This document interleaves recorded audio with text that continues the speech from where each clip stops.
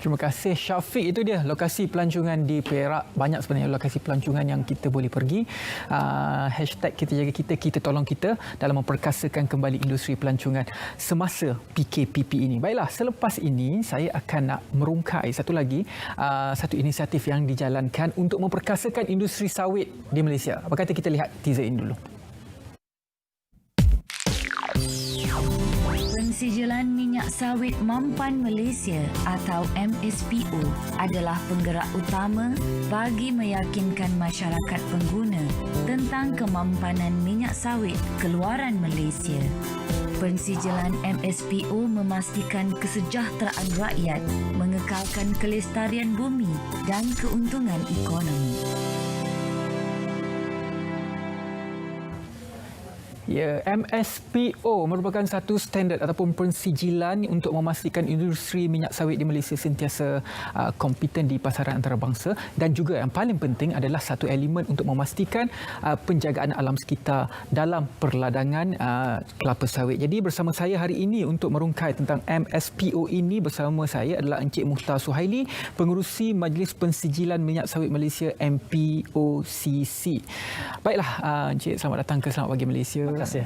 Jadi mungkinlah yang pertamanya ini, adakah sebenarnya sektor perladangan dan juga komoditi tertakluk di bawah Perintah Kawalan Pergerakan Pemulihan yang telah diumumkan oleh Yang Amat Berhormat Perdana Menteri kita? Alhamdulillah, pertama sekali terima kasih pada Selamat Pagi Malaysia kerana menjemput saya untuk bersama pada hari ini selaku pengerusi kepada Majlis Pensijilan Minyak Sawit Malaysia MPOCC. Dan sebagaimana kita maklumi, pandemik COVID-19 ini memberi kesan kepada semua industri. Jadi industri sawit pun tidak terkecuali. Walau bagaimanapun kita bersyukur dan berterima kasih kepada kerajaan yang sangat prihatin apabila membenarkan industri sawit ini terus beroperasi, tapi perlu mematuhi kepada standard operating procedure, prosedur operasi standard, termasuklah perkara-perkara yang berkaitan sebagaimana dimaklumkan oleh Kementerian Kesihatan Malaysia. Dan kita berterima kasih kepada Yang Amat Berhormat Perdana Menteri Tan Sri Muhyiddin Yassin dan juga kepada Menteri yang berkaitan iaitu Datuk Dr. Muhammad Khairuddin Aman Razali, yang mana dengan membenarkan industri sawit ini terus beroperasi, kita melihat komoditi sawit ini harganya terus meningkat pada hari ini. Dan kalau kita bertemu dengan peladang-peladang dan juga pekebun-pekebun kecil, sekarang mereka sangat gembira dengan harga minyak sawit yang ada hari ini, termasuk buah tandan segar. Jadi terkesan tapi dibenarkan beroperasi, jadi ada kebaikannya untuk negara kita. Saya sempat balik kampung, ayah saya gembira. Alhamdulillah. Dia kata bulan lepas sawit dapat 9 tan. Oh, banyak. Itu satu perkembangan lah. Ya.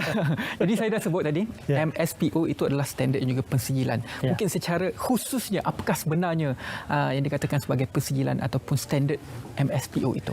Ya, secara asasnya MSPO ni ialah bagaimana kita nak bagi pengiktirafan kepada kebun-kebun dan juga pekebun dan juga kilang-kilang yang minyak sawit ini. Dan asasnya ialah bagaimana kita mempunyai prinsip yang mengamalkan good agricultural practices, iaitu amalan pertanian baik, bagi memastikan semua sawit ini daripada awal semenjak ditanam sampailah dituai dan juga minyak sawit dihasilkan ini berada dalam mampan. Jadi ada 7 prinsip. Ini adalah satu 7 prinsip yang kita amalkan untuk memastikan kecemerlangan minyak sawit mampan ini. Kalau boleh saya bacakan. Silakan. Yang pertama ialah tanggungjawab dan komitmen pihak pengurusan. Ini sangat penting bagi memastikan pengurusan ladang dan juga yang terlibat dengan industri ini mempunyai komitmen untuk kelestarian kemampanan minyak sawit. Yang kedua, ketulusan. Kita nak memastikan bahawa semua pemain industri ini, termasuklah bukan sahaja dalam negara kita ini, tapi termasuk pengimport minyak sawit di luar negara, contohnya Eropah. Mereka juga tahu bahawasanya kita telus dari segi data-data kita bagaimana minyak sawit kita dihasilkan. Yang ketiga ialah kepematuhan keperluan undang-undang. Sebab itu kita contohnya yang kita sebut tentang dari segi tanah, kena ada gerannya. Dan kalau berkenaan dengan Native Customary Rights ataupun NCR ini, maka perlu mematuhi peraturan-peraturan yang sedia ada. Yang keempat, tanggungjawab sosial, kesihatan, keselamatan dan syarat-syarat pekerjaan, iaitu kita nak pastikan bahawasanya minyak sawit kita ini dihasilkan secara mampan, tidak ada forced labor, tidak ada buruh paksa, tidak ada child labor, tidak ada buruh kanak-kanak dan sebagainya. Dan pastikan majikan ini menjaga kebajikan pekerja mereka dari sudut gaji minima, dari sudut kesihatan dan sebagainya. Yang kelima ialah persekitaran ataupun sumber semula jadi, biodiversity dan perkhidmatan ekosistem, yang mana kita kena ada pengurusan alam sekitar, plan pengurusan alam sekitar ataupun environmental management plan, yang kita nak pastikan bahawasanya kita ni tidak ada nyahutan, tidak ada mencemarkan alam sekitar. Itu sangat penting dalam kemampanan minyak sawit kita. Yang keenam, amalan baik. Saya dah sebut tadi, good practices, agricultural practices, amalan pertanian baik perlu diamalkan.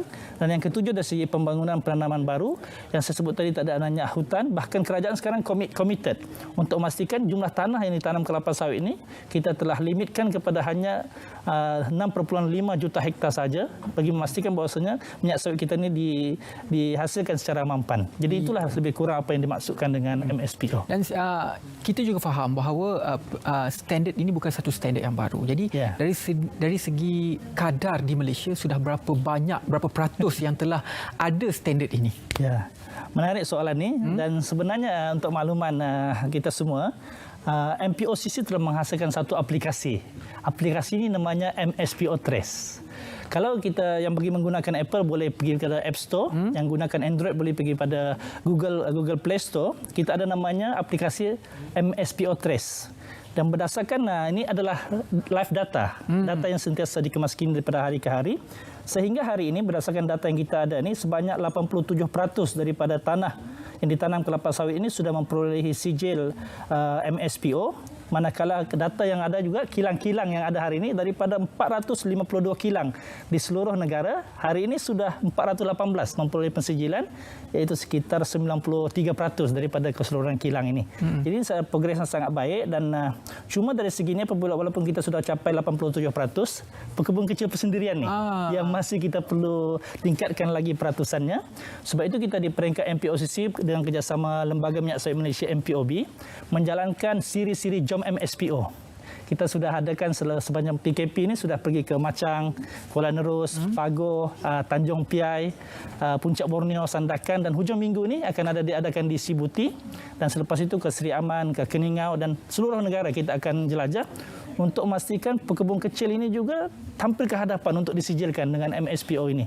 Sebab kita nak pastikan semua yang terlibat dengan industri sawit ini menghasilkan sawit secara mampan. Itu hajat dan hasrat kita. Cuma apabila kita sebut tentang pekebun kecil, mungkin mereka kebanyakan berada di kampung ataupun di luar bandar.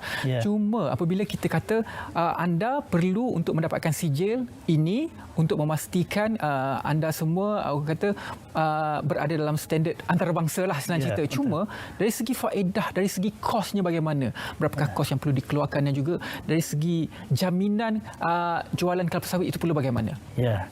Soalan ini menarik. Ayah saya sendiri adalah pekebun kecil dan saya dimaklumkan tuan pun ada ladang kelapa sawit. Jadi kita di peringkat kerajaan ini, kerajaan yang saya rasa sangat prihatin, semua kos bagi pekebun kecil untuk mendapatkan pensijilan MSPO ditanggung sepenuhnya oleh kerajaan. Lebih daripada itu, kita juga ada pegawai-pegawai kita yang bagaimana nak menggalakkan pekebun kecil ini mendapatkan pensijilan. Di MPOB kita ada lebih kurang 550 tunas, pegawai tunas, tunjuk ajar dan nasihat sawit. Di seluruh negara ada lebih kurang 550 pegawai di bawah MPOB.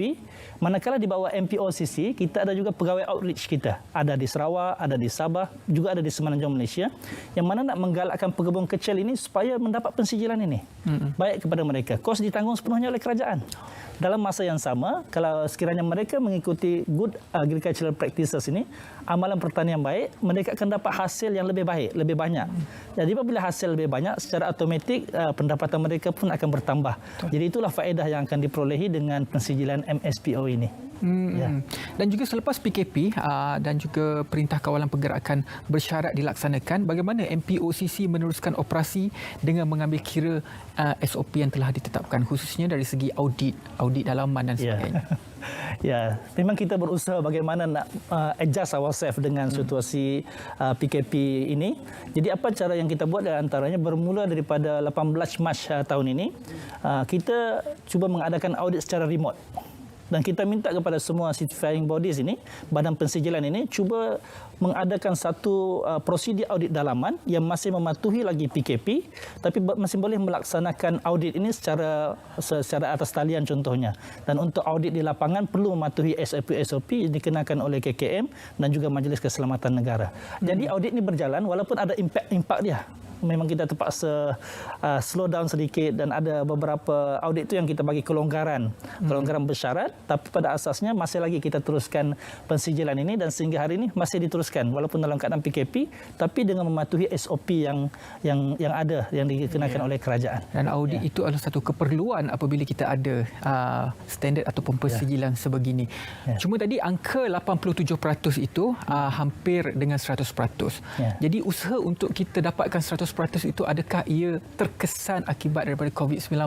Adakah ia menjadi perlahan ataupun bagaimana usaha untuk kita rapatkan kepada angka 100%? Ya, sebab saya rasa MSPO ini antara tujuan asasnya adalah sebagai langkah strategik untuk meningkatkan daya saing dan memperkukuhkan industri sawit. Hasrat kita memang kita nak pergi pada 100%. Ini hasrat kita tidak pernah berubah. Cuma sebagaimana saya sebut tadi ini, antara yang remaining, yang tinggal 13% ni, mostly daripada pekebun kecil persendirian. Jadi kita akan teruskan usaha untuk memberi kesedaran kepada pekebun-pekebun kecil, termasuk program Jam MSPO yang saya sebut ni tadi, kita jelajah seluruh negara ni bagi kesedaran kepada pekebun kecil. Dan saya nak mohon kepada pekebun kecil yang mungkin tengah mengikuti kita secara langsung ini, datanglah kepada MPOB dan MPOCC, berjumpa dengan pegawai tunas kita, berjumpa dengan Outreach Officer MPOCC. Mereka sangat bersedia untuk memberi tunjuk ajar bagaimana untuk mendapatkan pensijilan ini dan saya berharap supaya dengan adanya kerjasama daripada semua pihak, kita boleh mungkin dah capai 100% itu mungkin sedikit mustahil walaupun dengan keadaan semasa. Tapi kita boleh usahakan mencapai yang semaksimal mungkin dengan kerjasama daripada agensi MPOB dan MPOCC dengan pekebun-pekebun kecil dan juga semua pemain industri. Kerana kita ni Malaysia adalah negara pengeluar minyak sawit yang kedua terbesar di dunia. Betul. Dan kita minyak sawit kita pun dikenali antara yang sangat berkualiti dan kita perlu memastikan dengan adanya MSPO ini minyak sawit mampu dapat terus kita hasilkan demi negara insya-Allah. Dan yang paling penting apabila anda mengikuti segala standard yang telah diperkeluarkan itu ataupun segala prosedur dalam standard tersebut, ia adalah satu jaminan untuk hampir katakan 100% jugalah akan menghasilkan hasil yang lebih baik selepas ini. Baiklah, terima kasih banyak-banyak kepada Encik Muhtar Suhaili, Pengerusi Majlis Pensijilan Minyak Sawit Malaysia, MPOCC. Merungkai bagaimana standard yang perlu pekebun kecil ambil untuk meningkatkan penghasilan minyak sawit di Malaysia. Kita berehat seketika.